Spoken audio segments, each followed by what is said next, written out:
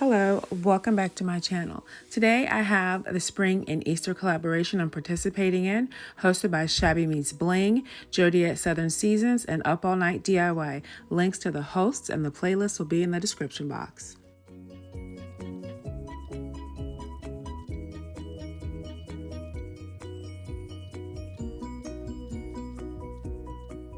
Okay, so I'm crafting my stash for this DIY. I found a partial bunch of lilies. I found these at DollarTree a few years ago. This greenery bush came from Old Time Pottery. It just says greenery bush. I don't know what you call it. This ribbon I found at Sam's previously, and then this wreath form is from Dollar Tree.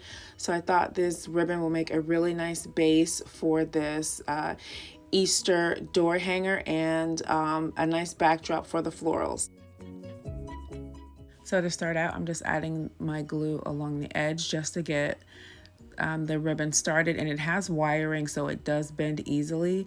So as I continue to wrap this around, like every third or fourth row of wrapping, I'm going to add just a bit of hot glue just to keep this ribbon secured.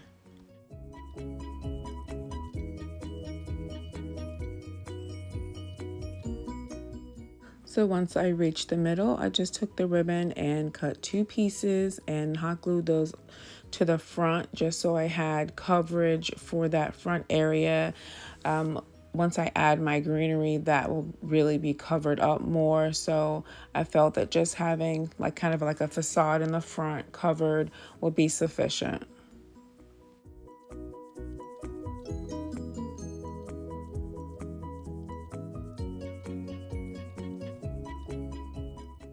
And once the wreath form is completely covered, I take my greenery bush and just snip off one of the branches and just try to get this draped across the middle. And then I'll attach this with hot glue and a couple of clips that I found at Dollar Tree a few years ago just to make sure this is secured and the greenery is properly secured while the hot glue is setting up. And then I move on to gathering my lilies and getting them snipped off of the stem that they came on to see about how I wanted to set them up. I only have 3, so I didn't want to just cluster them all in the middle. So I started out with 1 in the middle, and I left enough of the stem on there that I could push it down in between some of the folds of the fabric and then add some hot glue to keep it secure and kind of bend the lily down the way I wanted it. And then I added 1 to the right of that and then 1 on top of that. So I would have a nice clustering of the lilies, but I didn't want them just stuck in the middle. I kind of wanted to spread them out so there was a nice distribution, and you could really see the beauty of the lilies and they would really complement the cross. And I found these at Dollar Tree. I've had these for a couple of years, but I got them at Dollar Tree, and I think for $1, they're very beautiful lilies. I love the detail of the inside, and the size of them is great.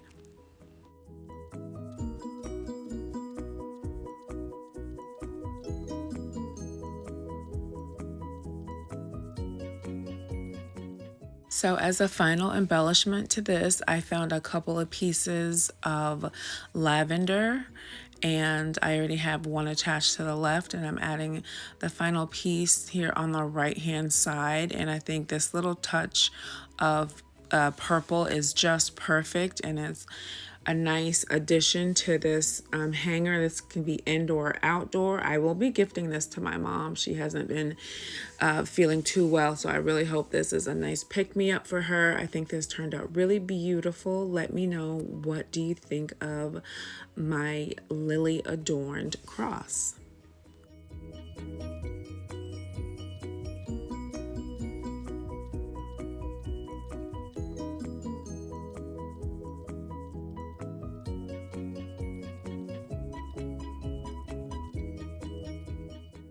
For this DIY, I'm using Crayola air dry clay, various paints, puff paints, and some embellishments that I found at Dollar Tree, like some glass beads and nail sequins.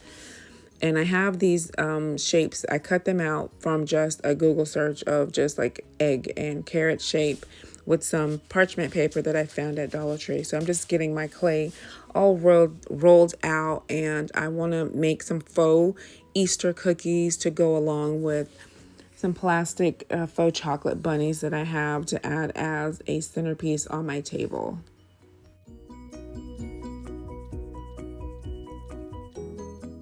So as I'm rolling, I'm double checking with my little template to see where I need to pinch and add more clay to make sure that it's long enough and I have a good thickness. So I'm just going to continue this until I have enough, and then I'm going to get my my shapes cut out with a craft knife blade.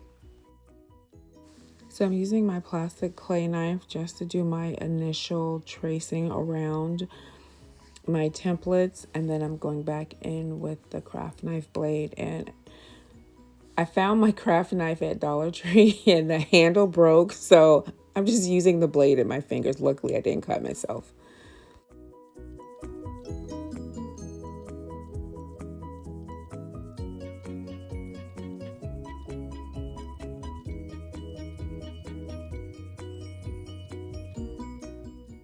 Once both of my little cookies were cut out, I just took a piece of a wet sponge to try to smooth out some of the lumps and around the edges.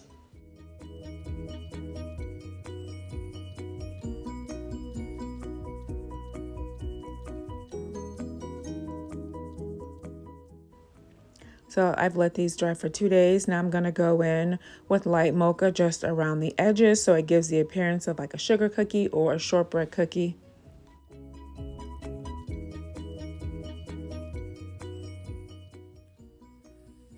So I'm going to use puff paint for my egg, and then I have some polymer clay beads that I sliced up to use as sprinkles.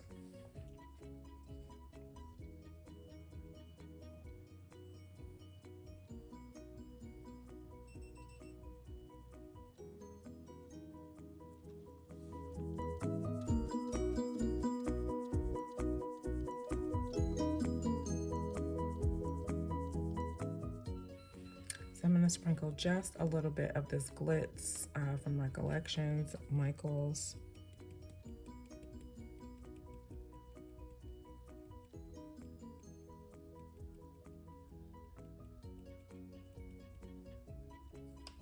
There may be a lot of it. And then here's my little sprinkles.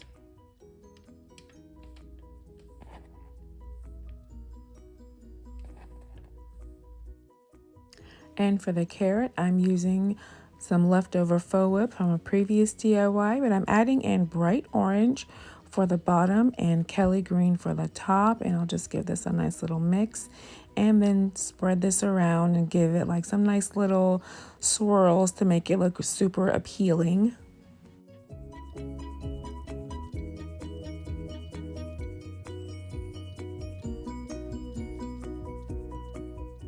I'm really loving the way these cookies are turning out so far. I only wish I had more clay so that I could have made more than 2, but it is what it is.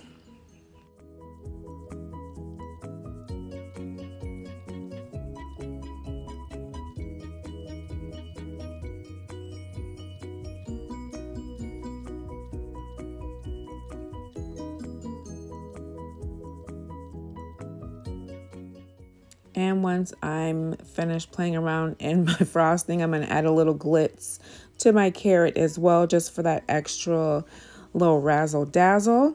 And once they dried for several hours, I added them to this glass cross cake stand that I found at Marshall's a couple years ago. I thought it'd be really cute to have faux sweets as a centerpiece on the table. So I've got faux cookies, faux chocolate bunnies, nice and sweet and yummy looking with 0 calories.